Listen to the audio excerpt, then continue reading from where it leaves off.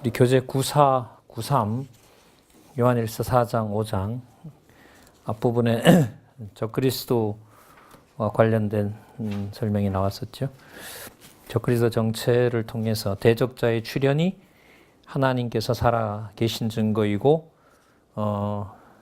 하나님 아들의 분명한 존재를 드러내는 계기가 되었다. 자, 그러므로 이제 하나님 아들인 예수 그리스도를 창세전 영원한 세계에서 더 설명을 하죠. 그러니까 지상의 적그리스도와 더불어서 살아가는 그 함께 살아가야 되는 형제들의 관계가 바로 하나님의 아들 그리스도라는 사실을 증명해주고 하나님과 함께하는 그리스도라는 것을 지상에 있는 형제들이 서로 하나가 되는 모습에서 설명을 하고 있습니다. 그러니까 분명 눈에 보이는 육신의 몸을 가진 성도들의 삶인데 그게 영원하신 하나님의 아들인 예수 그리스도와 하나님이 함께하는 상황이 되는 거죠. 이거 참 놀라운 얘기죠. 자, 이 4장 1절 사랑하는 자들아 영을 다 믿지 말고 오직 영들이 하나님께 속하였나 시험하라. 이렇게 되면 기록한 말씀을 안 볼 수가 없는 거죠. 많은 거짓 선지자가 세상에 나왔습니다. 하나님의 영은 이것으로 알지니 예수 그리스도께서 육체로 오신 것을 시인하는 영마다 하나님께 속한 것이요. 그럼 이게 단지 예수님이 육신으로 왔다 이게 아닙니다. 예수 그리스도가 육신으로 오셨고 하나님의 아들임을 증명해 놓은 게 뭡니까? 우리로 말하면 마태, 마가, 누가, 요한이죠. 복음서. 그러니까 복음서에 있는 걸 무시하고 예수를 누구로 믿는다? 하나님의 아들을 믿는다. 이거는 저 그리스도고 명백한 거짓인 거죠. 자, 예수 그리스도께서 육체로 오신 것을 시인하는 영마다 시인하는 근거 마태, 마가, 누가, 요한. 자, 속한 것이요 예수를 시인하지 아니하는 영마다 하나님께 속한 것이 아니니 이것이 바로 저 그리스도의 영이니라. 오리라 한 말을 너희가 들었거니와 이제 벌써 세상에 있느니라. 있어야 되는 이유는 아까 3장에서 얘기한 겁니다. 반드시 저 그리스도는 있어야 됩니다. 왜요? 지상에 있는 하나님의 자녀들이 창세전 영원한 생명의 말씀 안에 거한다는 걸 뭐 해주는 증명해주는 결정적 그 증거들이기 때문에 또 나중에 또 심판하신다고 했죠.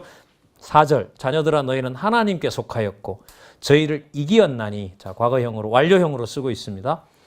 너희 안에 계시니가 세상에 있는 이보다 크심이라. 세상에 있는 이 저 그리스도 영이겠죠. 저희는 세상에 속한 고로 세상에 속한 말을 하며 세상이 저희 말을 듣나니 우리는 하나님께 속하였나니 하나님을 아는 자는 우리 말을 듣고 하나님께 속하지 아니한 자는 우리 말을 듣지 아니하나니 진리의 영과 미혹의 영을 이로써 아느니라. 성경밖에 없는 겁니다. 그래서 목사님 아까 우리 사석에 글쎄요 솔로몬이 수천 편 썼고 남겨놓고 한 내용이 그거고 엄청나게 하고 싶은 일을 많이 했고 마음에 원하는 바로 다 했던 그 일들이 신약시대 우리 이방교회 시대에서 이루어진 시대에 저는 살고 있다 이런 생각이 듭니다. 진짜 아까 목사님들하고 좀 우스갯소리를 했지만 뭐 요즘 동시통역기도 있으니까요. 각자 그냥 한 달 어쨌든 간에 영역으로 가셔서 진짜 이 말씀대로 이루어지는지 아닌지 그냥 던져 놓으면 그 자리에서 그냥 사건이 일어나지 않겠나. 그래서 제가 우리 장로님 계십니다만은 예루살렘에 가서 생중계 할 날이 좀 왔으면 좋겠다. 근데 예루살렘 가려면 우리 목사님 벌써 우시시는데 목숨 달고는 못 갑니다. 지금으로서는 지금 불가능하고요. 저도 뭐 이렇게 하는 공부가 있지 않습니까? 세상 공부 빨리 좀 마치고 좀 한번 붙고 싶은 마음이 막 생기고 이런 생각이 들어요. 목사님들과 좀 성경의 바탕을 둔 개론 중심의 또 성경의 논리적 흐름을 바탕으로 한 구조가 단단한 상태에서 세상 학문들이나 이론이 들어왔을 때 어쨌든 그 속에 다 있는 것들이거든요. 거기서 이제 다 해석하고 녹아내고 뭐 승리를 가지고 있는데 우리가 조급할 일은 없잖아요. 변증 차분하게 하고 시간 되는 데만큼 하고 그럼 대안이 있느냐? 있다. 그래서 창세기부터 계시록까지 있는 어떤 말씀이라도 어디로 가게 되어 있다? 영원적 언약 성취 태초부터 있었던 영원한 말씀으로 가는 그 일을 좀 증명하는 일이 벌어지면 좋겠다 이런 소원을 가지고 있습니다. 6절입니다.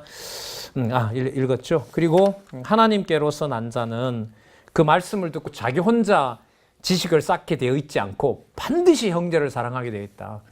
그 고린도전서에 그거 나오죠. 뭐와 함께 기뻐한다 그러죠. 진리와 함께 기뻐한다는 말이 사랑의 중요한 얘기가 되죠. 자, 그래서 지금 4장, 5장은요, 듣기에 좀 편한 얘기들이 나옵니다. 근데 이 편한 얘기가 편해서 편한 게 아니라 아까 뭘 배경으로 하고 있어요? 적그리스도가 유혹하고 미혹하는 것 속에서 이루어지는 상황인 거죠. 볼까요? 사랑하는 자들아, 우리가 서로 사랑하자. 사랑은 하나님께 속한 것이니 사랑하는 자마다 하나님께로서 나서 하나님을 알고 사랑하지 아니하는 자는 하나님을 알지 못하나니 이는 하나님은 사랑이시라. 아주 오해가 많은 구절이죠. 사랑 타령하잖아요. 목사님이 사랑 없다고 많이 떠나죠. 특히 이제 이 성경 신학을 하면 더 그렇습니다. 반드시 나오게 되어 있습니다. 아까 우리 이 교회도 들어보니까 이제 목사님이 다른 말씀하고 관심 안 준다고 삐지기도 하고 뭐 반드시 일어나게 되어 있죠. 그 사이에 하나님은 이제 적그리스도를 쓰는 거죠. 그 무렵에. 사도 바울이 떠나고 나면 사도 바울보다 더 착하고 사도 바울보다 더 마음을 써주는 지도자가 이제 미혹하기 시작하는 거죠. 자, 그래서 이게 하나님은 사랑이심이라, 자, 아까 나왔었습니다. 진리 안에 거했을 때 사랑이 가능한 겁니다. 자기 몸을 불사름에 내어주는 사랑 행위를 보인다 하더라도 뭐 안에? 그리스도의 사랑 안에 있지 않으면 아무 소용이 없다고 이미 엄격하게 밝혀놓았습니다. 하나님의 사랑이 우리에게 이렇게 나타난 바 되었으니 9절 중간에 하나님이 자기 독생자를 세상에 보내심은 저로 말미암아 우리를 살리리 하심이라. 단지 구속시킨다가 아니고요. 영원한 생명되는 태초에 있었던 말씀의 그 비밀 속으로 우리를 안내해 주고 있다는 거죠. 10절 사랑은 여기 있으니 우리가 하나님을 사랑한 것이 아니요 오직 하나님이 우리를 사랑하사 우리 죄를 위하여 또 나옵니다. 화목제로 그 아들을 보내셨습니다. 그러니까 화목제는 제물이잖아요. 제물이고 화목제는 구약의 제사로 보면 언제 드리냐면 제일 마지막에 드립니다. 그러니까 굉장히 성대한 번제와 뭐 속건제, 속죄제 이런 걸 드렸어요. 그런데 화목제 자리에서 뭘 안 받아주면, 화목제를 받아들여지지 않으면 제사장이 음식도 못 먹습니다. 그래서 제사장이 먹는 음식 있잖아요. 응식, 마땅히 먹어야 될 응식이 있는데 그 응식이 어떤 부류에 들어가는 제물이냐면 그게 화목제입니다. 그러니까 화목제를 마지막에 하나님이 안 받아줘 버리면 그 왜 대제사장에 그걸 안 받아주면 하나님이 거기서 대제사장 죽이면 이스라엘 백성을 정죄해서 다 죽여도 되는 겁니다. 그러니까 이 화목제는 제물 중에서도 절대로 이스라엘 백성이 자기네들이 주관할 수가 없어요. 그런데 이걸 누가 오셔서 육신의 몸을 입으신 그리스도가 이걸 해결해 주신 거죠. 어떤 차원으로 끌어올려 주려고요? 자, 화목제 드릴 때 제사장 어디 들어가야 되죠? 지성소 들어가야 되죠. 그러면 그리스도께서 성도들의 영혼을 가지고 영원한 하나님께 드리는 단번의 제사로 지성소로 들어가 버리신 거죠. 그 지성소가 바로 천국이고요. 영원한 천국이고 바로 그 천국에 소속해 있다는 걸 진리 안에서 적그리스도들이 드글거리는 사이에 진리 안에서 형제가 형제를 진리 안에서 뭐하도록 사랑하도록 해놓는 현장이 창세전에 있었던 놀라운 영생의 확증이면서 성부, 성자, 성령 하나님의 살아계신 증거가 되고 적그리스도가 괴롭히면서 적그리스도와 구별된 하나님 나라라는 이 삼중의 복들이 그 자리에 쏟아지는 거죠. 진리 안에서 사랑하게 된다는 말은 거짓, 적그리스도와 구분되는 거고 적그리스도와 구분을 시키면서 성부, 성자, 성령 영원하신 하나님의 존재가 성도들의 사이에서 확증되는 거고 반드시 뭐가 바탕이 돼야 된다? 진리가 바탕이 되도록 성령께서 하신다. 이렇게 되는 거죠. 그럼 보통 사건이 아니죠. 저도 근래에 들여서 이제 이렇게 공부할 수 있는 환경이 되어서 보면서 이제 이게 가정교회에 일단 가까이 보는 사람들이니까요. 그들과의 관계가 어떻게 보면 뭐 냉정하게 말씀을 안 듣는 사이이고 서로 벌어졌다 하더라도 성경에 밝혀놓은 사실은 그 자리가 어떤 자리죠? 태초부터 있었던 태초에 존재하는 영생의 말씀이 확증되는 자리고 영원하신 하나님의 살아계신 자리가 되고 뭐 나는 사랑하고 싶은데 저쪽 하나님 마음 닫으면 사랑 못하잖아요. 그러면 사랑이 없는 건가요? 그건 아니죠. 그럼 코이노니아가 여기서 안 된다고 저쪽에서도 안 되는 건 아니잖아요. 이미 코이노니아는 먼저 되어 있는 거고요. 한 몸 되어 있는 거고 야다로 이미 한 몸 되어 있는 거기 때문에 여기서 어떻게 보면 되든 안 되든 상관없이 되면 되는 대로 어디로? 태초의 영원한 생명으로 가는 거고요. 안 되면 안 되는 대로 뭘 기도할 수밖에 없죠. 저 상황을 기다리지 않을 수가 없는 거죠. 그러니까 이렇게 되든 저렇게 되든 선명해지는 것은 뭐냐 하면 지금 우리 맥락으로 가고 있는 거죠. 화목제가 되셔서 지성소로 들어가신 그리스도가 속한 영원한 세계. 이게 여호와 계시 이렇게 가는 거죠. 여호와 계시. 4장 11절에서 13절 보겠습니다. 사랑하는 자들아, 호칭이 거의 굳어지죠. 사랑하는 자들아, 하나님이 이같이 우리를 사랑하셨은즉 우리도 서로 사랑하는 것이 마땅하도다. 당연하죠. 이건 약속입니다. 약속이에요. 자, 성경을 주어서 그렇게 하신다고 하죠. 어느 때나 하나님을 본 사람이 없으면 만일 우리가 서로 사랑하면 하나님이 우리 안에 거하시고 그의 사랑이 하나님의 사랑이 우리 안에 온전히 이루느니라. 13절 같이 한번 읽어보실래요? 시작. 그의 성령을 우리에게 주심으로 우리가 그 안에 거하고 그가 우리 안에 거하시는 줄을 아느니라. 이게 설교가 아니에요. 따라서 여러분들 사랑해야 그 안에 하나님이 거합니다가 아니잖아요. 그의 성령, 하나님의 성령을 우리에게 주심으로 일어나는 일입니다. 그러면 진리 안에서 한 지체가 어떤 지체와 더불어서 생활한다는 사건을 결코 가볍게 볼 수가 없죠. 목사님 많이 들으셨겠지만 여자는 2사람 이상, 남자는 1사람이면 우리가 복음 전하러 갑니다. 예. 일단 안내해드리고 안내를 받았지만 그래도 직접 오셔서 질문도 좀 받아주시고 안내해 주셨으면 좋겠습니다. 그러면 다른 시간과 겹치지 않는다면 또 저만 그러겠습니까? 우리 목사님들도 다 그렇게 또 생활하시겠죠. 14절 아버지가 아들을 세상의 구주로 보내신 것을 우리가 보았고 증거하노니, 자, 이건 육신의 상황이 아니죠. 마리아와 요셉의 아들 차원은 아니고요. 누구든지 예수를 하나님의 아들이라 시인하면 하나님이 저 안에 거하시고 저도 하나님 안에 거하느니라. 아까 전제가 돼야 되죠. 무엇을 주심으로 가능한다고요? 13절에 성령을 주심으로, 16절 자 연결해 가야겠죠. 하나님이 우리를 사랑하시는 사랑을 우리가 알고 믿었노니 하나님은 여기서 이제 사랑이시라. 자, 하나님은 사랑이시다라는 말씀을 또 설명을 합니다. 사랑 안에 거하는 자는 하나님 안에 있고 하나님도 그 안에 거하시느니라. 자, 약간 좀 추상적이죠? 이게 이제 뒤에서 더 설명이 구체적으로 이제 드러나게 됩니다. 자, 볼까요? 어떤 방향으로 가는지 보도록 하겠습니다. 자, 4장 17절에서부터 5장 8절까지 아들을 믿으며 사랑하게 된다는 거죠. 이로써 사랑이 우리에게 온전히 이룬 것은 우리로 심판날에 담대함을 가지게 하려 함이니 주의 어떠하심과 같이 우리도 세상에서 그러하니라. 그러니까 그리스도께서 이 세상에서 계셨잖아요. 계시면서 뭘 하셨는지 마태, 마가, 누가, 요한에서 기록이 되어 있죠. 그러니까 목사님들 우리가 지금 눈으로 확인하고 있는데 마태, 마가, 누가, 요한이 정리가 안 되면 요한일서 못 봐요. 맞죠?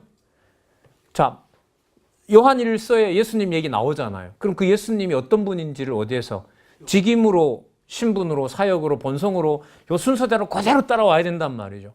이 베이스가 없는데 이걸 빼고 나면 사랑타랑 하는 거죠. 여기 봐라, 하나님은 뭐라고 했다? 사랑이라 하지 않아. 이걸 어떻게 달래냐 말이죠.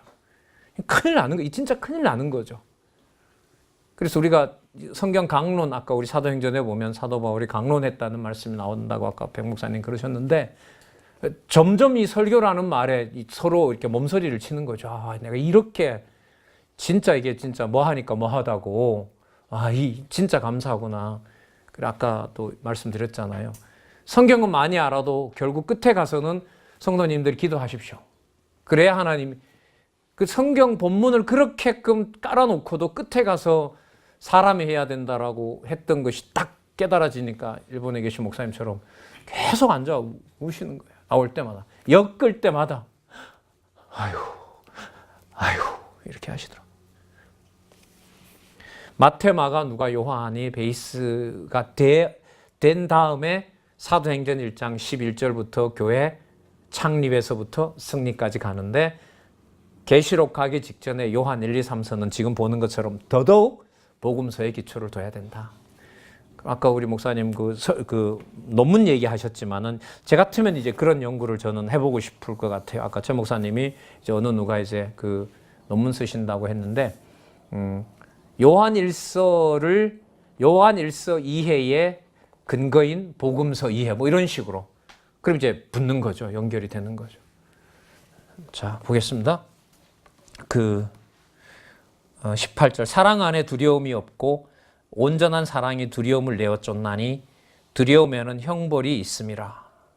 무섭죠. 이런 말씀도 사실 보면 이 사랑을 주지 않게 되면 어떻게 되냐면 두려움이 생기니까 겁박을 하는 누구한테 따라갈 수밖에 없어요.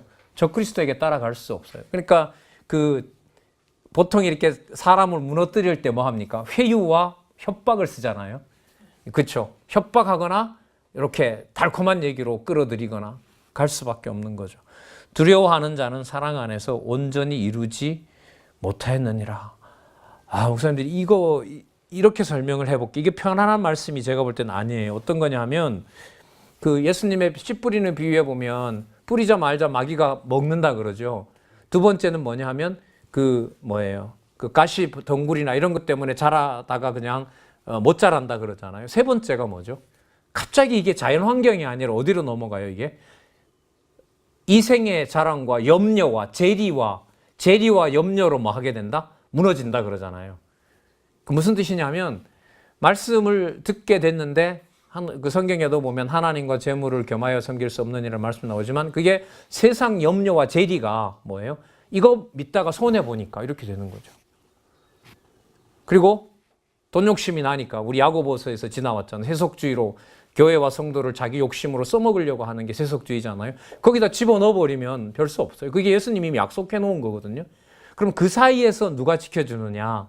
성령께서 진리로 함께하는 성도들 두세 사람을 모아서라도 꼭 그걸 지켜주시는 거죠.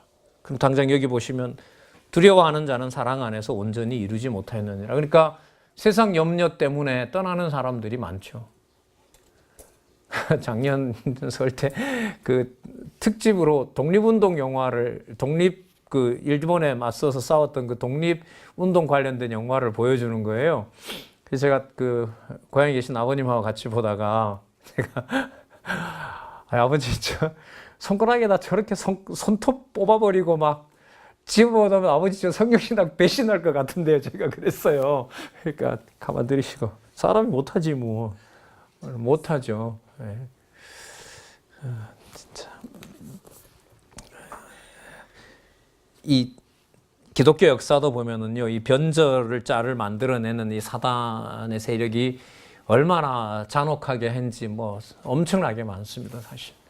좀 바라기는 그런 일 없이 진리가 전해지면 좋겠지만 모르죠, 하나님께서 지금 유튜브 같은 데도 아랍 지역의 선교상 그 보고들 보면요, 진짜 처참해서 못 봅니다.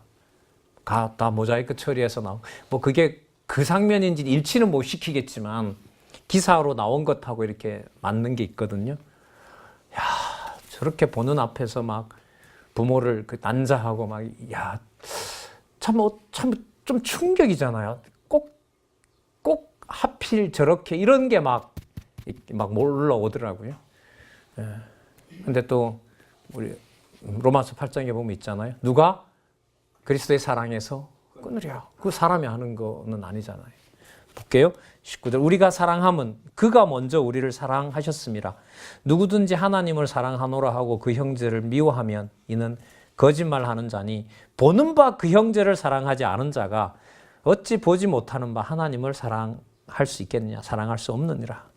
그러므로 우리가 이 계명을 주께 받았으니 하나님을 사랑하는 자는 또한 그 형제를 사랑할 수밖에 없다. 자, 예수께서 그리스도이심을 믿는 자마다 하나님께로 난 자니 저희들이 예수를 그리스도로 믿는 이름으로 여기에 모였고 마태, 마가, 누가, 요한을 성령께서 깨닫게 하시려고 기록해 놓으신 말씀으로 보고 있잖아요. 믿고 아는 것에 하나가 되는데 이제까지 유럽 역사는 기독교 역사는 알고 믿는 것을 하나로 안 만들어 놓으셨다는 거죠. 근데 요 순서대로 이렇게 놔둬야 된다는 것을 어떤 이론 앞에서도 든든하게 지켜주는 일들이 우리 목사님들은 근래 뵀지만은 저는 32년 동안 한 번도 이걸 흔들어 놓는 세력이 없이 진짜 견고한 진리의 그 기둥으로 오늘까지 이렇게 확증이 되고 있습니다. 너무 감사하죠. 예수께서 그리스도이심을 믿는 자마다 하나님께로서 난 자니 또한 낳으신 이 하나님이겠죠. 영원한 출생이라고 얘기하죠. 신학에서는. 자, 창세전에 우리를 낳았다 이런 말도 나오죠. 잠언 8장 22절 이후에 보면 내신 이를 사랑하는 자마다 그에게 난 자를 사랑하느니라. 그럼 목사님 지금 이게 육신 얘기예요? 아니면 영적인 얘기예요? 이거? 영적인 얘기잖아요. 하나님께서 그리스도를 언제 낳으셨어요? 그 잠언 8장 22절에 보면 세상 만들기 전에 낳았죠. 그걸 신학에서 뭐라고 하냐면 이터널 버스라고 합니다. 그러니까 영원한 출생 이런 말을 합니다. 그럼 그리스도 안에서 우리를 택했다는 말도 우리도 그럼 언제 낳으신 건가요? 영원전에 낳으신 거죠. 보세요. 그러면 예수께서 그리스도이심을 믿는 자마다 그럼 왜 믿게 됐느냐? 하나님께로서 낳았어요. 그럼 하나 또한 내신이 낳게 하신 그가 낳게 나신 이를 사랑하는 자마다 성도잖아요. 그에게 난 자를 뭐 한다? 사랑하느니라. 누구를? 예수 그리스도 사랑하는 거죠. 그러면 예수 그리스도와 성도를 아까 우리 신학적 용어를 좀 쓸게요. 영원한 출생 속에서 뭘 보게 하는 거죠? 성도들이 사랑하게 된다는 거죠. 보통 사건이 아니죠. 그러니까 하나님이 왜 살아계시냐 이래 물으면 당신과 내가 어디 안에? 진리 안에 있다는 게 하나님 살아계신 증거다. 이거보다가 더 강력한 게 어디 있습니까? 바로 그 자리에서 진리 안에서 확증된 것을 성경은 창세전 영원한 자녀로 낳았다는 증명이 된다고 하니까 그러면 그리스도가 과감하게 얘기할 수가 있어요. 세상에서 부모나 형제를 다 버려야 뭐 한다? 하나님의 자녀가 될 수 있다라고 하잖아요. 예, 그렇게 될 수 있다라고 얘기를 하시는데 그럼 거기에서 그리스도는 뭘 염두에 둘까요? 나중에 예수님의 젖동생이었던 야고보와 유다도 사도가 되잖아요. 그러면 육신의 관계를 무시한 게 아니라 진짜 관계는 누구 안에 있는? 창세전 하나님 안에서 낳은 자, 영원한 출생을 통해서 영원한 생명을 부여받은 하나님의 백성들에게 초점이 맞춰지는 거죠. 그 현장이 어디다는 거예요? 진리와 함께하는 이제 요한 2서로 넘어가면 그게 바로 가정교회로부터 시작한다는 거죠. 그럼 이게 우연히 일어난 게 아니라 언제 있었습니까? 창세전. 목사님들 하나님이 처음에 한 사람 만들었습니까? 두 사람 만들었습니까? 그럼 목사님이 아담만 염두에 두신 것 같은데 하와를 아담이 낳았습니까? 하나님이 낳았습니까? 아담이 낳았어요. 이거 목사님 하와를 누가 만들었습니까? 하나님 만들었죠. 그러니까요, 두 사람을 낳은 거예요. 둘 다 아담으로부터 뽑아냈지만 뽑아낸 걸 두고 아담으로 나왔다고는 합니다. 그러나 실제로 그 둘을 누가 만드셨죠? 하나님이 만드신 거죠. 장차 오실 마지막 아담이라고 보면 아담으로부터 하와를 낳는 사건을 에베소서에 가면 교회와 신부죠. 그러면 지금 이 상황이 뭐냐 하면 창세전에 그리스도도 낳았고 우리를 낳았다라는 말은 에덴 동산 사건을 지금 요한계시록이 다가오니까 뭐 하는 상황입니까? 성취해 가는 상황이죠. 그 모델이 뭐냐 하면 육신으로 낳는 것 이상의 가정교회가 부부교회겠죠. 부부교회로부터 낳는 창세기의 사건이 성취되는 사건입니다. 에베소서에는 뭐 부모를 떠난 목사님들 주례하실 때 쓰는 그 구절이 있잖아요. 그 이상으로 지금 여기서는 창세전 출생을 얘기를 하고 있습니다. 자, 우리가 하나님을 했죠. 3절 하나님을 사랑하는 것은 이것이니 우리가 그의 계명 서로 사랑하라는 계명이죠. 그의 계명을 지키는 것이라. 그의 계명들은 뭐가 아니래요.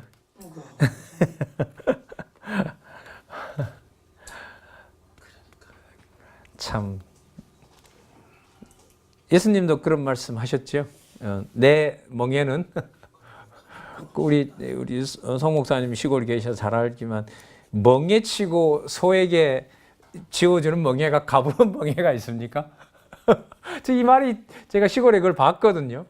근데 소에게 메우는 멍에가 가벼운 멍에가 어디 있어요? 소를 딱 억어하고 통제하려는 건데 근데 그걸 지금 보세요. 어디에다가 데려다 놔요? 창세전으로 놓는 거죠. 그러면 그 멍에라는 말을 이렇게 이해가 할 수 있어요.